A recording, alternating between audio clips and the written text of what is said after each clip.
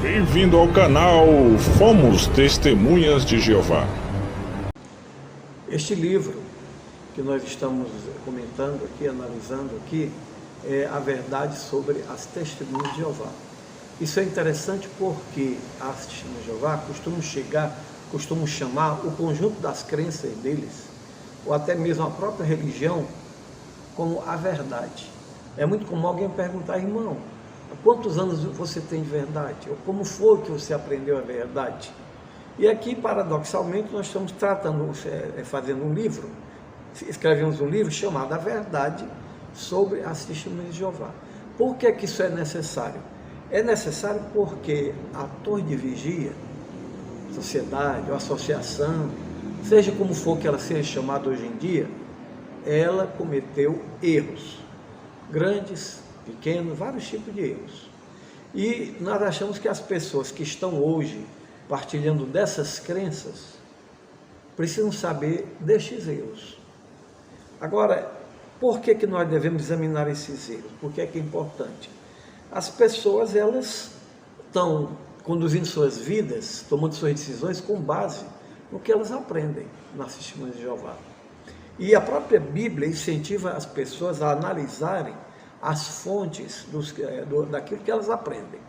Por exemplo, aqui em 1 de João capítulo 4, versículo 1, na tradução do Novo Mundo, edição 1986, diz assim: amados, não acrediteis em toda expressão inspirada, mas provai as expressões inspiradas para ver se originam de Deus, porque muitos falsos profetas têm saído pelo mundo afora. Também Atos 17, versículo 11. Ora, estes últimos eram de mentalidade mais nobre do que os de Tessalônica, pois recebiam a palavra com maior anelo mental, examinando cuidadosamente as Escrituras cada dia, quanto a se estas coisas eram assim. E ainda 1 Tessalonicenses, capítulo 5, versículo 21. Certificai-vos de todas as coisas, apegai-vos ao que é excelente. Então, a própria Bíblia que manda fazer isso, né? O cristão não deve ser crédulo, alguém que acredita facilmente naquilo que ouve. Ele deve investigar, como aqui incentiva, as pessoas para ver se o que elas dizem se originam de Deus, se elas estão, de fato, com a verdade dos fatos e, acima de tudo, com a verdade bíblica. Alguma pessoa deveria ter medo de fazer isso? Claro que não. Não se for um cristão sincero, não é? Afinal, João 8,32 diz: conhecereis a verdade, e a verdade vos libertará. Não há nada o que temer. Então, vamos analisar isso aqui, tendo em mente o que foi afirmado em algumas próprias publicações da Torre de Vigia. Uma muito antiga que pouca gente vai dispor dela, é milhões que agora vivem jamais morrerão. É de 1923, muito antiga, né? Mas ela faz uma afirmação interessante. Olha o que é que ele diz: o erro procura sempre a obscuridade, enquanto que a verdade é sempre realçada pela luz. O erro nunca deseja ser investigado. A luz sempre procura uma perfeita e completa investigação. Olha aí, né? A luz sempre procura uma perfeita e completa investigação. Numa época bem mais recente, a revista Sentinela, publicada pela Torre de Vigia, 15 de março de 1986, página 12, diz o seguinte: não tenha tratos com apóstatas. Ora, os apóstatas, hoje em dia todo mundo sabe bem a que eles se referem. Aqueles que discordam do ensinamento lá da autoridade das Testemunhas de Jeová, o corpo governante. Então, elas incentivam que a pessoa que receber qualquer informação que seja tida como apóstata, o fiel das Testemunhas de Jeová não deve de modo algum investigar, ou ler, ou ser movido pela curiosidade a ler isso aqui. É como esse assunto que eu próprio estou falando agora. Um assunto tal como esse, incentiva-se a que ninguém escute. Mas isso aqui não é um conselho sensato, né? Porque a verdade não tem nada a temer. A verdade vai suportar a prova. A verdade vai resistir a qualquer exame, a qualquer análise que seja feita, né?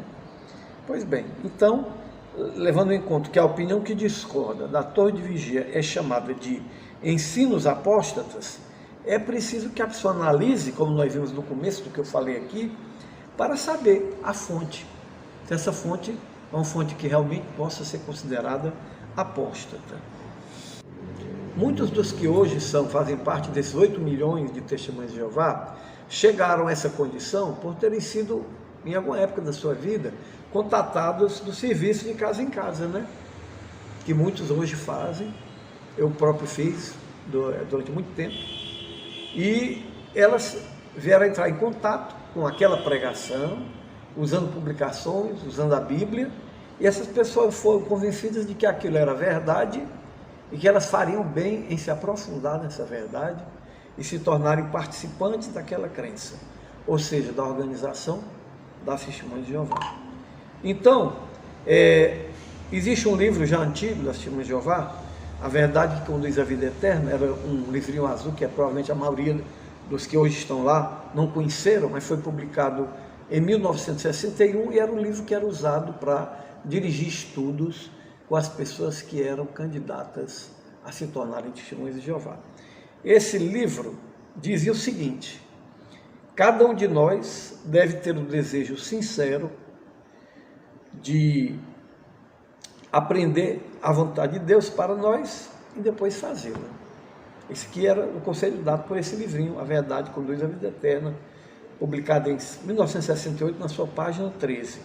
Aprender a vontade de Deus. E mais adiante esse mesmo livro diz: assim, a religião aprovada por Deus precisa concordar com a Bíblia em todos os seus pormenores. Então eu aprendi isso aqui. Aprendi que isso aqui era um requisito importante. Concordar com a Bíblia em todos os seus pormenores.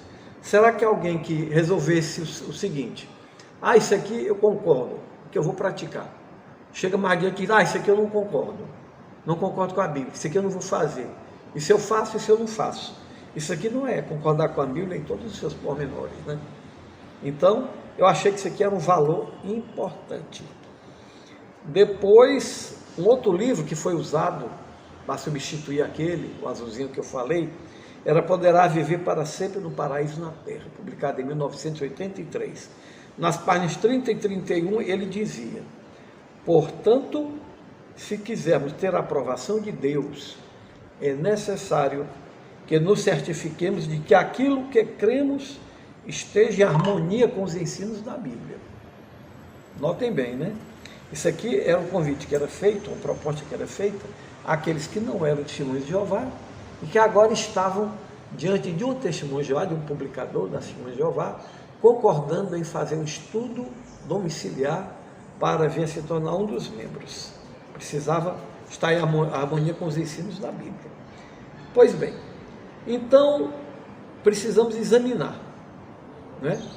E a própria Testemunha de Jeová tem que analisar aquilo que ela aprendeu para saber se o que ela aprendeu está realmente de acordo com a Bíblia, né? Lá em 1 Coríntios 10:12 diz: consequentemente, quem pensa estar de pé, acautele-se para que não caia.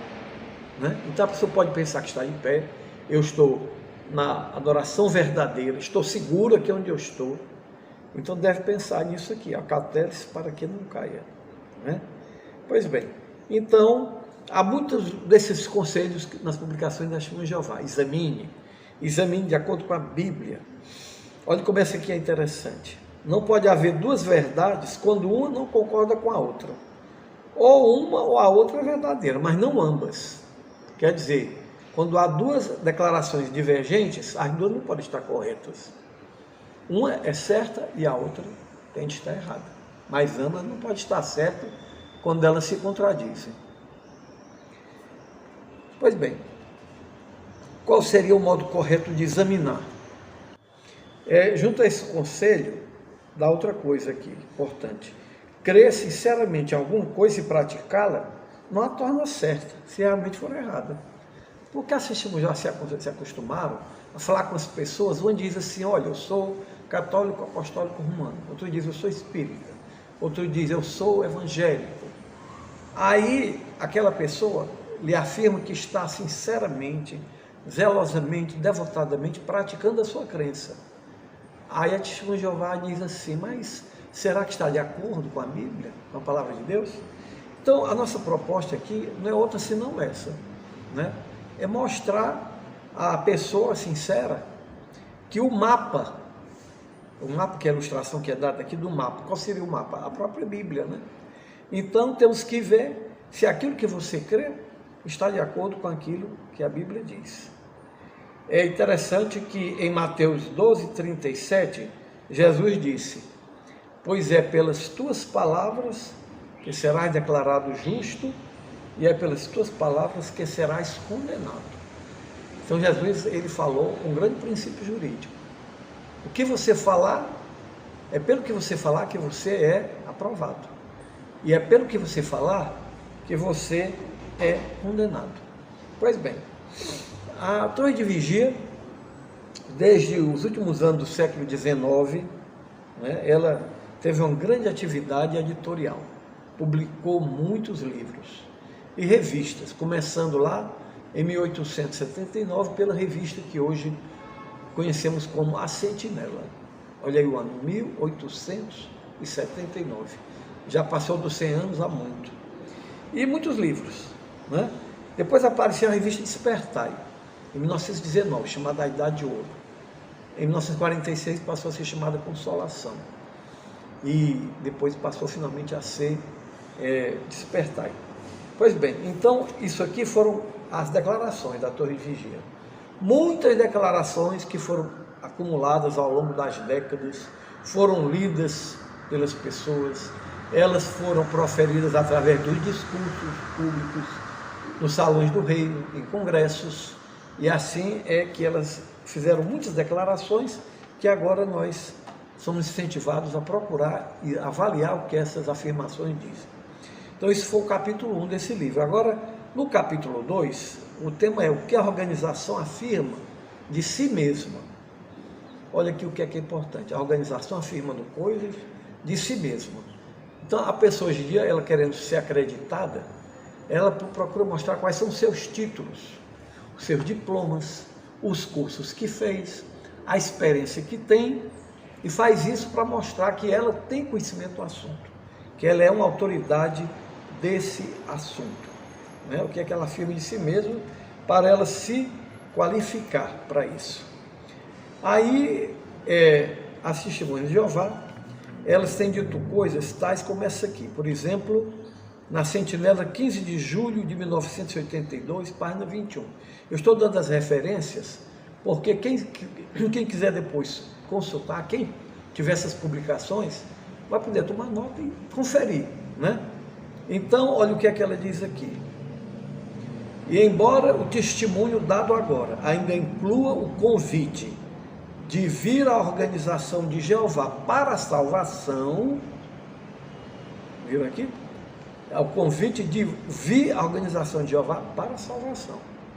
Então, ela já está aqui falando de si mesma. Ela é algo que conduz à salvação. Em outra sentinela, 15 de setembro de 1983, página 14, ela diz quais são os requisitos para aqueles que residirão para sempre no paraíso terrestre. Não é coisa pouca, né? Residir para sempre. Aí diz assim, o terceiro requisito é estarmos associados com o instrumento usado por Deus, a sua organização.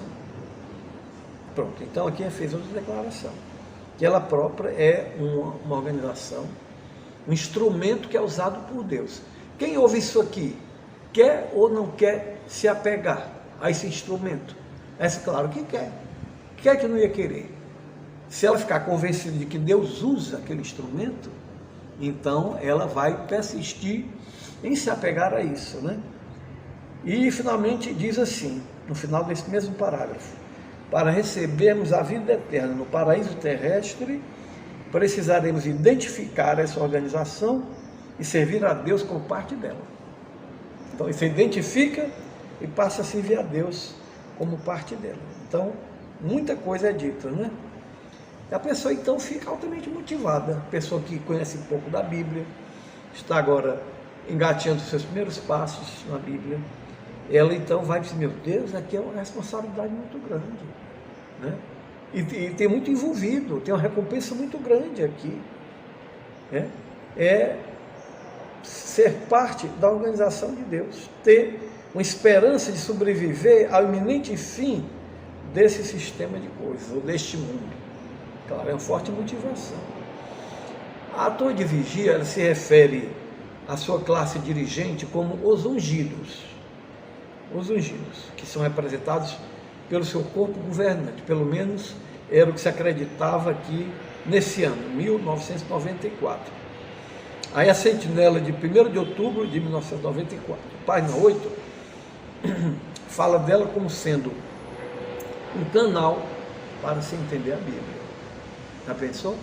Um canal para se entender a Bíblia, né? Então ele diz, Jesus nos assegurou que ele suscitaria um escravo fiel e discreto, que serviria como seu canal de comunicação. Então, o próprio Jesus, Filho de Deus, iria suscitar, ele ia como que selecionar, ia chamar, convocar esse grupo para servir como seu canal de comunicação. Veja a expressão usada, canal de comunicação. Suscita na pessoa o desejo de você estar em contato com esse canal de comunicação. Aí ele diz que o seguinte, né? Assim como as profecias bíblicas apontavam para o Messias, elas também nos encaminham ao unido corpo de cristãos ungidos das testemunhas de Jeová, que serve atualmente qual escravo fiel e discreto. Então eu convido os que me ouvem agora a perceber essas palavras aqui. Elas também nos encaminham, ou seja, as profecias bíblicas, elas nos encaminham ao unido corpo de cristãos ungidos. Quer dizer que as profecias da Bíblia, as divinamente inspiradas, elas nos encaminham para onde? Para esse corpo de fiéis ungidos, cristãos ungidos, que serve atualmente com a escravo fiel e discreto, que agora, desde 2015, a tradução do mundo chama escravo fiel e prudente. Então,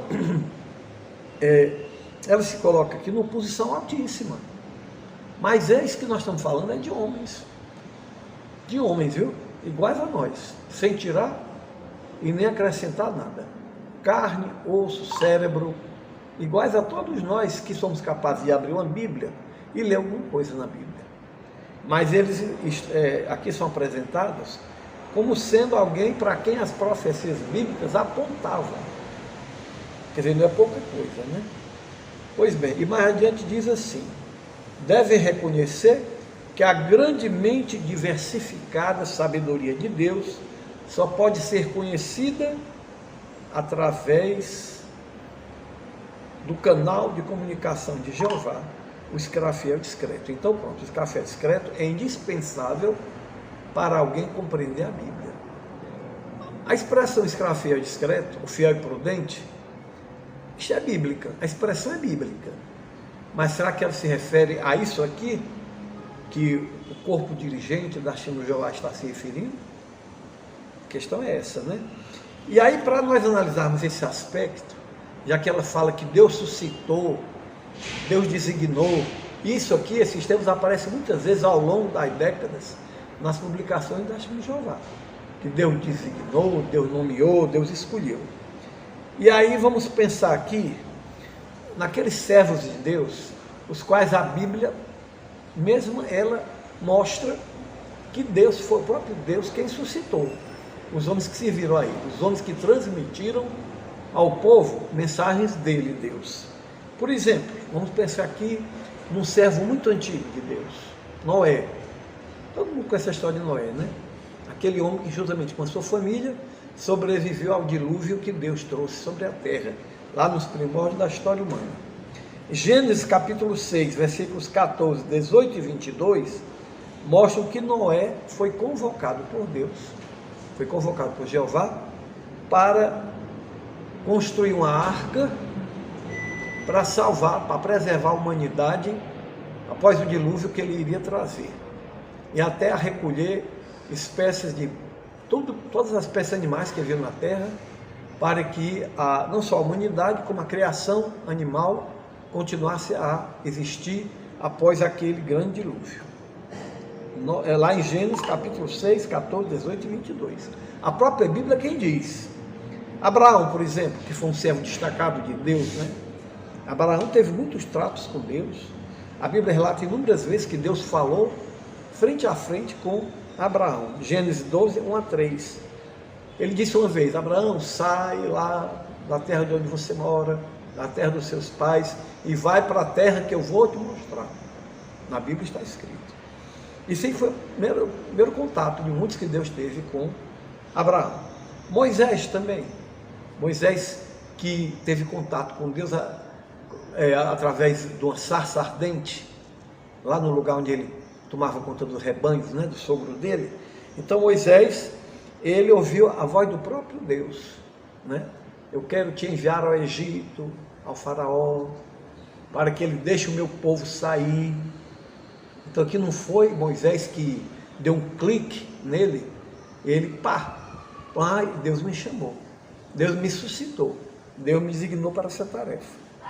Muitos e muitos anos depois, Josué, que era o fiel companheiro de Moisés, braço direito dele, finalmente chegou o dia em que Jeová disse: Josué, meu servo Moisés morreu.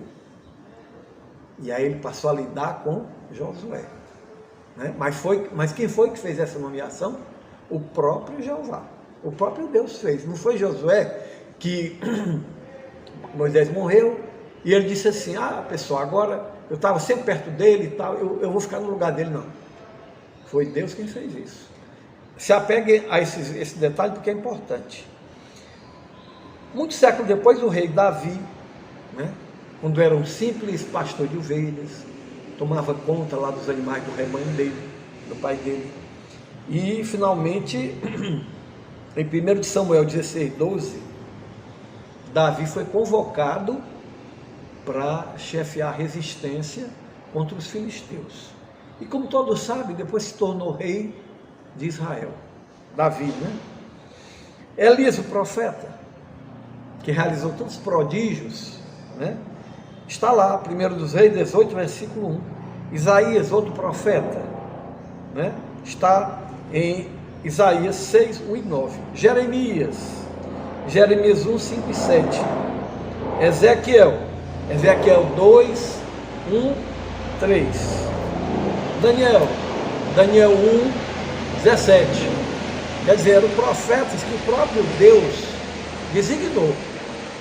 Não foram homens que resolveram escrever alguma coisa, agora eu vou publicar isso aqui para ver se o pessoal lá acredita, se o pessoal entende. Jonas, quem não conhece a história de Jonas, né? O homem que foi engolido pelo grande peixe, no afã de se esconder da designação que Deus havia dado a ele. E a história nós sabemos no final, né? O grande peixe vomitou Jonas e ele foi então finalmente fazer aquilo que Deus lhe mandara. E João Batista, parente próximo de Jesus, né, que foi designado para batizar Jesus. O apóstolo Paulo foi designado para ser um apóstolo para os gentios, para as nações. João, lá no comecinho de Revelação, o Apocalipse, como hoje está sendo mais enfatizado na tradução do Novo Mundo, né? Apocalipse capítulo 1, versículos 1 e 2, onde diz, né? Ele diz: João, as 7 congregações que estão na Ásia, que fui chamado para lá, o Espírito do Senhor me conduziu. Pronto, então isso aqui foi para mostrar como patriarcas como Noé e Abraão, profetas como Daniel, Ezequiel, apóstolos e todos os outros pregadores de mensagens especiais divinas, eles receberam designações que a própria Bíblia declara, não é? A própria Bíblia. Nenhuma dessas designações foi feita por acaso, assim de um modo que ficou muito vago, que não deu para ninguém entender. A Bíblia é muito clara nisso. E onde é que nós encontramos na Bíblia as designações, por exemplo, de Charles Russell, né? Um americano nascido em 1852, que resolveu pesquisar, estava muito interessado em descobrir a verdade, o que é louvável, né? Pesquisar é uma coisa boa. Querer entender a verdade é uma coisa boa, mas ele não recebeu nenhuma designação da parte de Jeová. Ele não recebeu nenhuma ordem do céu dizendo: comece a publicar uma revista chamada Sentinela. Nunca. Avancemos um pouquinho no tempo, chegamos em Joseph Franklin Rutherford. Todos sabem quem foi, né? Segundo presidente da Torre de Vigia. Esse aqui também, há alguma designação na Bíblia para ele? Não. Nem ele disse que ouviu alguma voz, e se tivesse ouvido e tivesse escrito, isso aí não faria parte do cânon dos 66 livros da Bíblia, né? Nós sabemos que a Bíblia comporta 66 livros, que são o cânon inspirado, divinamente inspirado, pois o Rutherford também não recebeu. Natanor, né, que foi o presidente da Torre de Vigia depois de Rutherford, esse é que não recebeu mesmo. Segundo relatos, ele não era muito versado na Bíblia, não.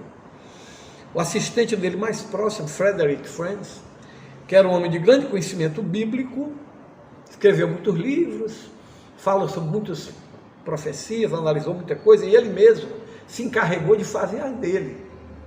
Mas nem esse aqui foi designado na Bíblia como sendo alguém designado por Deus. Não foi. Esse detalhe aqui eu peço sempre que os ouvintes tenham em mente, né? Esses homens, nenhum deles foi designado por Deus. Depois vieram outros, né? Milton Henschel, Don Adams, né? E agora já está com outros aí à frente. Parece que atualmente os membros do corpo governante são 8, e nenhum deles faz parte dos que estavam lá há cerca de 20, 30 anos. Eram outros, mas todos morrem, né? Então aqui são outros.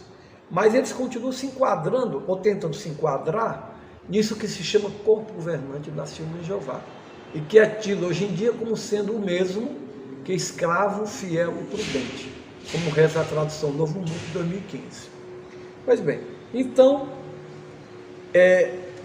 fica aqui bem claro que não existe designação divina para que os líderes da Testemunha de Jeová, lá em Nova York, né, naquela sua sede maravilhosa que tem lá, que eles receberam alguma designação da parte de Deus. Eles até dizem isso, que receberam, mas de modo vago. Não pode apresentar na Bíblia, nas páginas da Bíblia, essa designação. Tal como houve aqui para todos esses que eu mencionei. Noé, Abraão, João Batista, João, que quando escreveu o Apocalipse, né? Nenhum desses.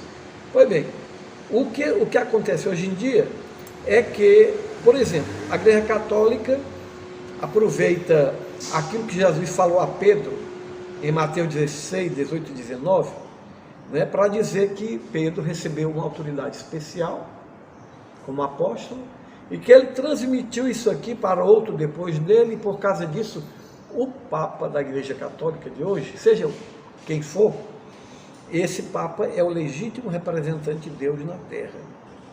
Mas Jesus nunca teve essa intenção de dizer que havia alguém, uma única pessoa, na Terra hoje, com autoridade para decidir o que é certo ou o que é errado, como o Papa faz, né? Agora, infelizmente, para o Papa, a grande maioria dos católicos parece que não tem nem muito conhecimento do que é que o Papa diz. Pois bem, então, a Torre de Vigia, igual como a Igreja Católica, presume que tem uma designação, tem uma liderança designada para conduzir o povo e esclarecer o que é verdade e o que não é. Nós falamos aqui em profetas do passado, né? Isaías, Jeremias, Daniel, Ezequiel, falamos dos profetas do passado. Será que todos que estão agora ouvindo, quer estejam há muito tempo na organização da Testemunha de Jeová, quer estejam há pouco tempo, sabem que ela própria se considera um profeta? Não um homem, mas ela própria, como coletividade, como organização, se considera um profeta. Ela define através dessa enciclopédia bíblica, né, estudo perspicaz das Escrituras, o que é o profeta. As palavras dela: alguém por meio de quem se dá a conhecer a vontade e o propósito divinos. E fala de homens que não eram anunciadores comuns, mas eram porta-vozes de Deus, homens de Deus com mensagens inspiradas. Então, quando ela se declara profeta de Deus, ela está assumindo uma grave responsabilidade, né? Aí, numa revista já de 15 de dezembro de 1964, Sentinela, página 749. Ora, 64 quer dizer que isso aqui já foi há mais de 50 anos, né? Aí existe a tendência nas Testemunhas de Jeová, eu próprio senti isso quando procurei abordar esses assuntos em algumas publicações mais antigas, dela dizerem assim: mas essa revista é muito antiga, esse livro já está com 60 anos, 70, não importa. Porque se ela afirma que esses livros são um alimento que é produzido pelo escravo fiel e prudente, que existe desde o século XIX, que o próprio Charles Russell foi chamado e considerado, segundo ele mesmo, como um escravo fiel e prudente, então não importa de quando é a revista, o que importa é quem emitiu aquela declaração. O que é que diz essa revista? Olha como é que diz, ó. Assim como Jeová revelou suas verdades por meio da congregação cristã do primeiro século, note aqui, ela está se comparando com a congregação cristã do primeiro século. Assim também ele faz atualmente por meio da atual congregação cristã. Quer dizer, colocou a congregação cristã das Testemunhas de Jeová em pé de igualdade com a que estava lá no primeiro século. Só que a do primeiro século, ela foi oficialmente fundada pelo próprio Jesus em Pentecostes. E os homens que a dirigiram, que tomaram conta dessas congregações, que foram a liderança dessas congregações, eles foram escolhidos por quem? A Bíblia diz que o próprio Jesus foi quem os escolheu. Estão lembrados que a Bíblia diz isso? Foi chamando, primeiro esse, depois aquele, depois chamou, estavam pescando, venham, farei pescadores de homens. O próprio Jesus foi que se encarregou disso, né?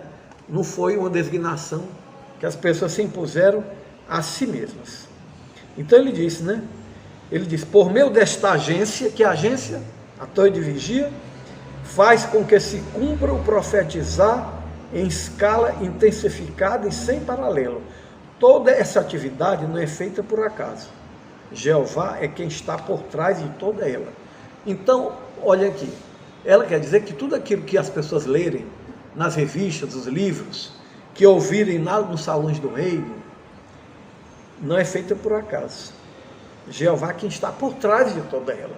Agora imagine o efeito que isso exerce sobre aquelas pessoas que leram isso, lá em 1964. Ela certamente fez as pessoas acreditarem que ela estava no caminho certo, né? Pois bem, aí, alguns anos depois, outra sentinela, 1972, 1º de outubro, página 581, ele faz uma daquelas perguntas que ele mesmo responde. Portanto, tem Deus algum profeta para ajudá-las, para adverti-las dos perigos e para declarar-lhes coisas futuras? Agora vem a resposta, que ela mesma dá. A estas perguntas pode-se responder na afirmativa. Quem é este profeta? Este profeta não era um só homem, mas um grupo de homens e mulheres. Era um grupo pequeno dos seguidores das pisadas de Jesus Cristo, conhecidos naquele tempo como estudantes internacionais da Bíblia. Hoje são conhecidos como testemunhas cristãs de Jeová. Então viram aqui? Ele fez a pergunta, quem é este profeta? Ele me respondeu, um conjunto de homens e mulheres estavam profetizando. O corpo governante pergunta e ele mesmo responde. A sociedade torre de vigia, ou o corpo governante, né? Ou esses que hoje se chamam escravo fiel discreto, são um profeta. E depois ela diz mais coisas que o tempo nem permite agora comentar. Mas ela diz, por exemplo, que a Bíblia, ela pertence à congregação cristã como organização, não indivíduos. Quer dizer, não pertence ao A, ao B ou C, pertence à congregação cristã. Mas que congregação cristã é essa? Existe uma igreja aqui no Brasil chamada Congregação Cristã. Eu já vi aqui em Fortaleza, a Congregação Cristã, mas não era essa que ele estava se referindo. Eles estão dizendo que eles é que são esta congregação cristã, né? E diz que pertence a ela, não indivíduos, não importa quão sinceramente esses indivíduos acham que possam interpretar a Bíblia.